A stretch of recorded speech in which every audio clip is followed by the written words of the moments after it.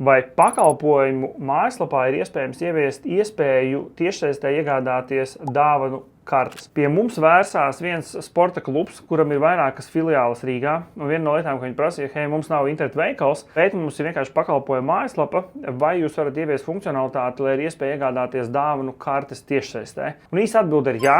Cik tas maksā, ir ļoti atkarīgs no, protams, dažādas specifikas, ko tieši viņi kā grib norealizēt. Vienkāršākais scenārijs iespējams ir mājaslapā sadaļa ar kādu kontaktformu, kur cilvēks atnāk, aizpilda, es gribu iegādāties dāvanu karti, iespējams konkrētā sporta klubā, norāda summu, aiziet jums šis pieteikums uz e-pastu.